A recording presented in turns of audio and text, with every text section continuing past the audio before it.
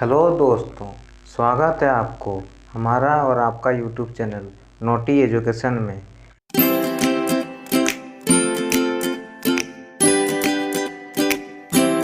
तो आज हम क्लास 6 का second chapter component of food का थर्ड लेक्चर पढ़ने वाले हैं, जो कि क्या है, बैलेंस डाइट। इसका टॉपिक है बैलेंस डाइट। तो हम लोग कुछ चीज़ समझ लेते हैं इसमें, ठीक है, कि आखिर ये जो बैलेंस डाइट है उसका हिंदी मीनिंग क्या है। तो इसका हिंदी मीनिंग है संतुलित आहार, ठीक है, संतुलित आहार, ठीक है। अब हम लोग इसका हिंदी मीनिंग जान लिए कि इसका हिंदी मीनिंग क्या है, संतुलित आहार। हाँ, तो इसमें और एक सवाल होता है कि जो डाइट है आखिर ये बैलेंस डाइट, ठीक है, बैलेंस मीन्स हम लोग समझ गए कि संतुलित, जो हम लोग संतुलित करते हैं, ठीक है, समान भाग में। बैलेंस का और एक मीनिंग होता है, अगर आप यहाँ पर जानेंगे तो ये भी जान लीजिए। एक होता है बैलेंस, जिसका हिंदी होता है तराजू, ठीक है, जो हम लोग कुछ वजन करने के लिए तराजू यूज करते हैं ना, उसको भी हम लोग बैलेंस बोलते हैं, ठीक है। तो ये चीज़ नहीं जानना है, जैसे हटाते हैं। अब हम लोग जानते हैं जो बैलेंस डाइट क्या होता है। आखिर डाइट क्या होता है। आहार तो हम लोग बोल दिए, लेकिन वो डाइट होता क्या है उसको समझते हैं। ये डाइट मतलब क्या होता है ना, कि जो आप पूरे दिन में जो चीज़ खाते हैं, जैसे आप ब्रेकफास्ट खाएं, जैसे आप मान लीजिए कि ब्रेकफास्ट खाएं, ठीक है, लंच खाएं, स्नैक्स खाएं एंड डिनर खाएं, यही सब खाते हैं, ठीक है। और अधिक से अधिक क्या करते हैं, यहाँ पर ब्रांच खाते हैं, तो ब्रांच छोड़िए, ये सब खाते हैं। तो ये पूरा दिन में जो चीज़ आप खाएं, ये पूरा दिन में जो आप खाएं, उसी को हम लोग बोलते हैं डाइट, ठीक। आप जो पूरा दिन भर में, एक दिन में जो चीज़ आप पूरा खाते हैं, पूरा दिन भर में जो चीज़ खाते हैं, उसी का हम लोग डाइट बोलते हैं, ठीक है, डाइट। तो उसी का हम लोग समझेंगे कि आखिर बैलेंस डाइट किसको बोलते हैं, ठीक है, बैलेंस डाइट किसको बोलते हैं। अगर बैलेंस डाइट नहीं होगा तो क्या होगा, ठीक है, उसके बारे में अभी हम लोग समझेंगे। तो बैलेंस डाइट क्या होता है, यहाँ तक आप लोग समझ गए। सॉरी, बैलेंस डाइट तो संतुलित आहार होता है, ठीक है, उसको मतलब बैलेंस डाइट वो समझेंगे। अब डाइट मतलब जो पूरा दिन भर में जो आप लोग खाना खाते हैं उसको हम लोग डाइट बोलते हैं, ठीक है। यहाँ हम जो समझाएं कि डाइट क्या होता है, कि जो आप दिन भर में पूरा खाते हैं, जैसे आप सुबह से लेकर रात तक जो चीज़ खाते हैं उसको हम लोग डाइट बोलते हैं, ठीक है। तो उसी का हम यहाँ पर लिख दिए हैं पॉइंट में। The food we normally eat in a day is our diet. जो हम लोग एक डे में, इन ए डे जो हम लोग खाते हैं, eat in a day is our diet, मतलब आप जो नॉर्मली में एक दिन में जो खाते हैं वो आपका डाइट है, ठीक है। तो क्या बोल रहा है, फॉर ग्रोथ एंड मेंटेनेंस, आपका ग्रोथ के लिए और आपके शरीर में मेंटेनेंस, जैसे रिपेयर बताए थे, ठीक है, उसके लिए आपको न्यूट्रिएंट का ज़रूरत पड़ता है, ठीक है, न्यूट्रिएंट का ज़रूरत पड़ता है। तो for growth and maintenance of good health our diet should have all the nutrient, जितना भी टाइप के न्यूट्रिएंट आप पढ़े थे, carbohydrate, fat, protein, vitamin and minerals, जितना भी टाइप के न्यूट्रिएंट पढ़े थे, वो न्यूट्रिएंट आपको ज़रूरत है। That our body needs is in right quantity. आपको ज़रूरत तो है न्यूट्रिएंट, ठीक है, आपको जो न्यूट्रिएंट है, जितना भी टाइप का न्यूट्रिएंट है, वो आपका बॉडी आपको ज़रूरत है, ठीक है, आपका बॉडी को ज़रूरत है, लेकिन इन राइट क्वांटिटी में, मतलब सही मात्रा में। अगर आपका बॉडी को वो न्यूट्रिएंट मिल रहा है, लेकिन बहुत ज़्यादा मात्रा में मिल रहा है, तो भी आपको बॉडी में प्रॉब्लम होगा, ठीक है। अगर आपको वो न्यूट्रिएंट मिल रहा है लेकिन बहुत कम मात्रा में मिल रहा है, तो भी आपको प्रॉब्लम होगा, ठीक है। तो आपको सही मात्रा में मिलना ज़रूरी है। नॉट टू मच, ज़्यादा भी नहीं, and not too little of the other, मतलब अगर आप ज़्यादा भी लेते हैं तो भी आपको प्रॉब्लम है, और अगर आप कम भी लेते हैं तो भी प्रॉब्लम है, ठीक है। इसीलिए आपको जो बैलेंस डाइट वही बोल रहा है कि जो आप बैलेंस में रहे, मतलब संतुलित रहे, ना ज़्यादा ना कम, ठीक है, बैलेंस में रहे, न्यूट्रिएंट जितना भी है, ठीक है। और the diet should also contain, और न्यूट्रिएंट के साथ साथ ये नहीं कि बस न्यूट्रिएंट ही रहे, न्यूट्रिएंट के साथ साथ आपका जो डाइट है उसमें आपको रफेज एंड वाटर भी रहना चाहिए। The diet should also contain a good amount of roughage and water, मतलब अच्छी मात्रा में आपका जो डाइट है उसमें आपका रफेज कहाँ से पाया जाता है, प्लांट प्रोडक्ट में पाया जाता है, ठीक है।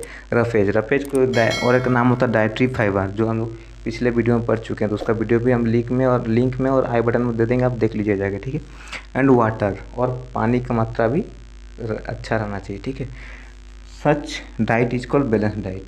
ऐसा डाइट जिसमें न्यूट्रिएंट का मात्रा भी बराबर रहे, बैलेंस रहे, ठीक है, उसका भी कोई कम ज़्यादा ना रहे, जितना भी टाइप का न्यूट्रिएंट है, और जो रफेज है और वाटर है उसका भी मात्रा बराबर रहे, ठीक है, मतलब लगभग ये बैलेंस में रहे, तो वो हो जाता है बैलेंस डाइट, ठीक है।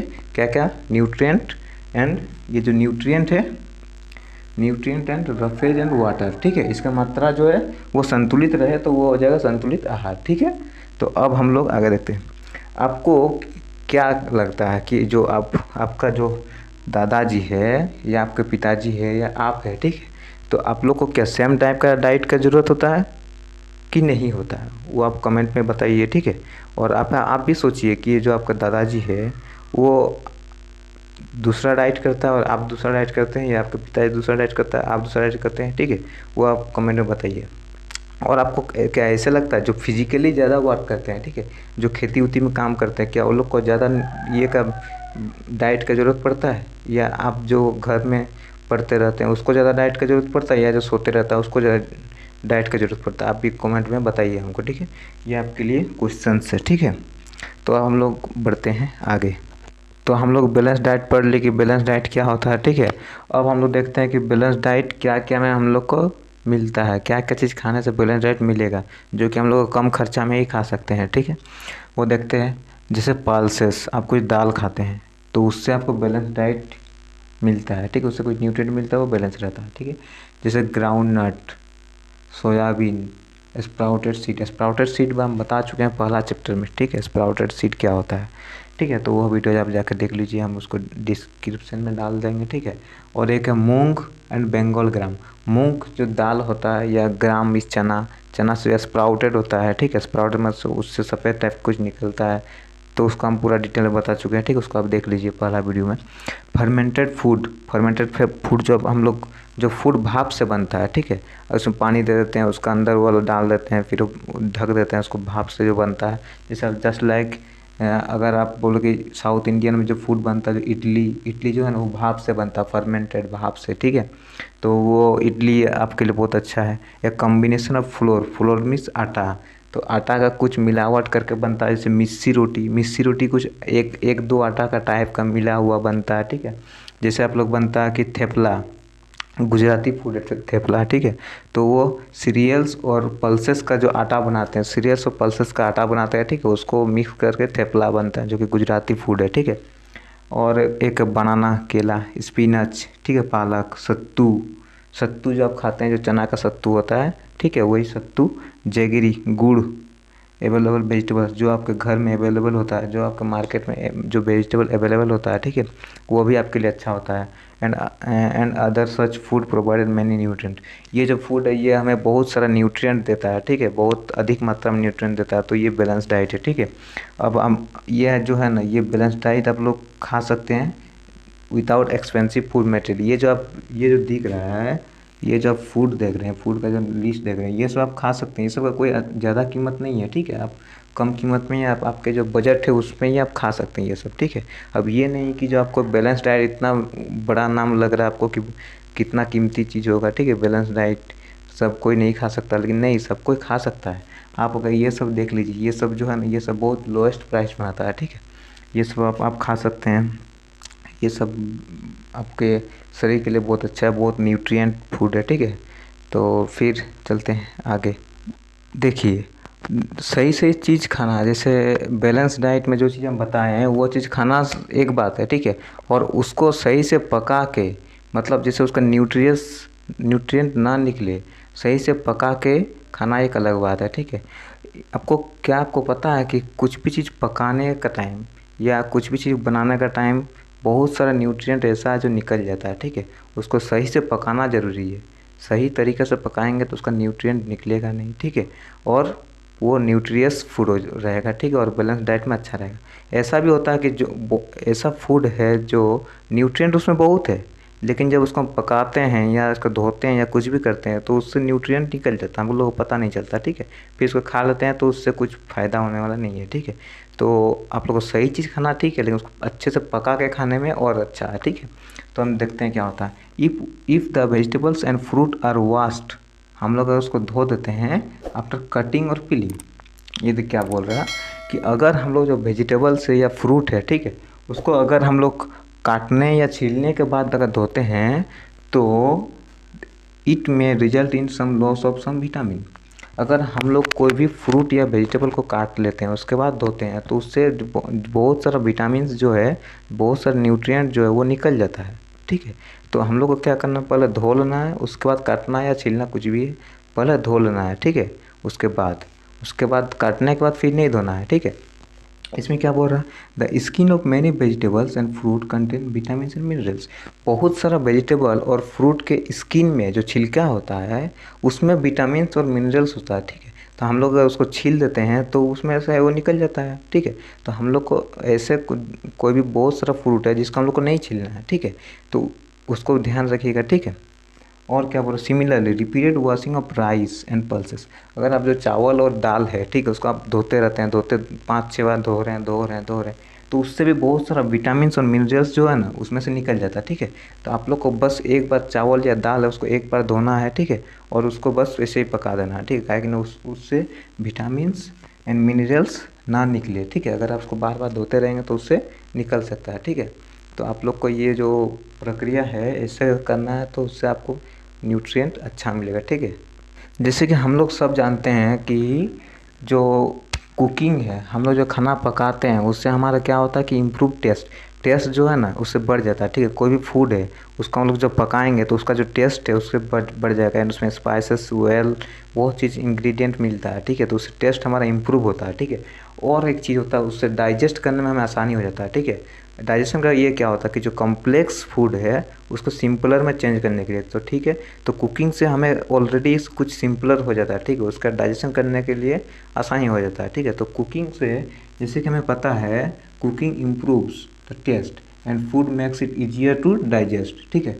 डाइजेस्ट करने के लिए आसानी हो जाता है, ठीक है। At the same time cooking also result in loss of certain nutrient.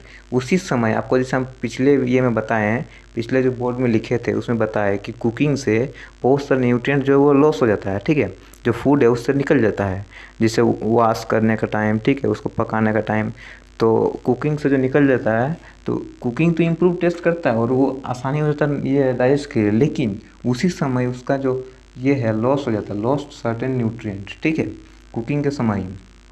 Many useful protein and considerable amount of mineral lost, excess water is used during cooking and then thrown away। मतलब जो हम लोग खाना पकाते हैं, ठीक है, कुछ कुछ पका रहे हैं उसमें हम अधिक पानी, बहुत अधिक पानी डाल दिए, ठीक है, और उसको जब हम लोग लास्ट में पक गया तो उसको पानी आधा निकाल दिए, ठीक है। तो वो जब हम निकाल दिए उससे बहुत सारा हम लोग का जो प्रोटीन है और मिनरल्स है वो निकल जाता है, ठीक है। जब हम लोग बहुत अधिक मात्रा में पानी में उबालेंगे और हो सकता है कि ज़्यादा पानी हो गया, सोख नहीं रहा तो उसको निकाल देते हैं, ठीक है, बहुत टाइम लग रहा है तो उसको निकाल देते हैं। तो उसको जब फेंक देते हैं तो उसके साथ जो प्रोटीन और मिनरल्स है वो निकल जाता है, ठीक है। इसीलिए जो ज़्यादा पानी देकर नहीं पकाना है, जितना आपका ज़रूरत है उतना पानी दिए, बस पका दिए, वो हो गया। और एक चीज़, विटामिन जो है वो डिस्ट्रॉय हो जाता है हीट ड्यूरिंग कुकिंग। अब जो विटामिन सी वाला जो फूड है, जो हम इससे पहला वीडियो में बता चुके हैं विटामिन सी में कौन कौन सा फूड में उसका जो सोर्स, ठीक है, तो वो सब जो फ्रूट है उसको आप जब ये करेंगे हीट में पकाएंगे तो उससे विटामिन सी डिस्ट्रॉय हो जाता है, सब बर्बाद हो जाता है, ठीक है। तो जो विटामिन सी वाला फ्रूट है वो आप कच्चा खाए तो बेहतर है, ठीक है। जैसे एग्जांपल में नींबू ले लिए, संतरा ले लिए, ठीक है, बहुत सारा ग्रीन चिल्ली ले लिए, वो सब अगर आप कच्चा खाएं तो अच्छा रहेगा, ठीक है। क्योंकि विटामिन ये बहुत इंपॉर्टेंट है, ये क्वेश्चन पूछ सकता है कौन सा विटामिन जिसको आप हीट में देंगे तो डिस्ट्रॉय हो जाता है, तो इसका आंसर होगा विटामिन सी, इसको याद कर लीजिएगा, ठीक है। तो विटामिन सी को अगर आप कुकिंग करेंगे तो वो डिस्ट्रॉय हो जाता है, उसका कुछ काम का नहीं। इसीलिए आपको हो सके तो आप दिमाग लगा के वो जो कच्चा फ्रूट है उसको ही खाइए, कच्चा ही खाइए तो अच्छा रहेगा, ठीक है। आपका डाइट में उसको कच्चा को ऐड कर लीजिए तो सही रहेगा, ठीक है। तो ये विटामिन सी वाला जो फ्रूट है उसको आप पका कर मत खाइएगा, ठीक है। इसी चैप्टर में है कि भुजो नाम का है, ठीक है, ये नाम है उसका, ठीक है, भुजो नाम है। वो सोचा कि अगर फैट कार्बोहाइड्रेट से भी ज़्यादा एनर्जी देता है, अगर आप 1 कटोरी फैट लिए और 1 कटोरी कार्बोहाइड्रेट लिए तो कौन ज़्यादा देगा, फैट ज़्यादा एनर्जी देगा, ठीक है। तो भुजो सोचा कि क्यों ना हम सिर्फ फैट खाएं तो हमको एनर्जी ज़्यादा मिलेगा, ठीक है। तो वो क्या किया, जो तला हुआ चीज़ है, जो फ्राइड चीज़ है, फ्राइड फूड, वो बहुत अधिक खाने लग गया, ठीक है, बहुत अधिक। वो सोचा कि अगर फैट का चीज़ खाएंगे, फैट में तो एनर्जी ज़्यादा मिलता है, ठीक है। तो फैट का चीज़ खाएंगे तो वो हमारे बॉडी के लिए अच्छा होगा, हमें ज़्यादा एनर्जी मिलेगा, ठीक है। तो वो फ्राइड चीज़ खाने लग गया, लगातार लगातार लगातार पूरा खाते रह गए खाते रह गए। तो उससे क्या हुआ, आपको क्या लगता है कि उससे बॉडी के लिए अच्छा है? नहीं, बिल्कुल वो अच्छा नहीं है, ठीक है। वो बॉडी के लिए अच्छा है ही नहीं। उससे आपको क्या हो सकता है, एक बीमारी हो सकता है, ओबेसिटी। ओबेसिटी जिसका मतलब होता है मोटापा, ठीक है। आपका चर्बी बढ़ सकता है। तो आप बचे कि एक ही न्यूट्रिएंट आप बहुत अधिक खा लेंगे तो उससे भी आपको ये प्रॉब्लम है, ठीक है। अगर आप खाएंगे ही नहीं तो उससे भी प्रॉब्लम है, ठीक है। तो ये क्या किया, बूझो क्या किया, ये लगातार फैट वाला फूड खाते रह गया, क्योंकि फैट में ज़्यादा एनर्जी था कार्बोहाइड्रेट के मुकाबले, ठीक है। तो ये सोचा कि हमको तो ज़्यादा ये मिलेगा, एनर्जी मिलेगा, तो ये खाते रह गया, ठीक है। तो आप ऐसा ना करें, ठीक है। आप खाते नहीं रहे, आप क्या बोलेंगे, आप अगर ये वाला खाते रहिएगा, ठीक है, बस फैट ही खाते रहेंगे कि ज़्यादा एनर्जी मिलेगा, तो उससे भी आपको प्रॉब्लम है, उससे भी आपको प्रॉब्लम है। आपको ओबेसिटी का सामना करना पड़ेगा। ओबेसिटी जो चर्बी हो जाता है, पेट उट में इधर उधर फूल जाता है, ठीक है। तो वो ओबेसिटी हो जाता है, मोटापा हो जाता है, ठीक है। तो इसके बाद है हमारा जो है डिफिशियंसी डिजीज टॉपिक है, ठीक है। तो वो वीडियो हम अगले लेक्चर में लाएंगे। डिफिशियंसी डिजीज, जो डिफिशियंसी मतलब क्या, कमी, कुछ भी चीज़ का कमी, जैसे कुछ न्यूट्रिएंट का कमी है तो डिफिशियंसी हो गया, तो उससे डिजीज होता है, ठीक है। वो जो डिजीज होता है उसका बारे में हम लोग पढ़ेंगे, डिफिशियंसी डिजीज, ठीक है। वो अगले लेक्चर में होगा, ठीक है। ओके। अगर आपको ये वीडियो अच्छा लगे तो इस वीडियो को लाइक और इस चैनल को सब्सक्राइब जरूर कर लीजिएगा।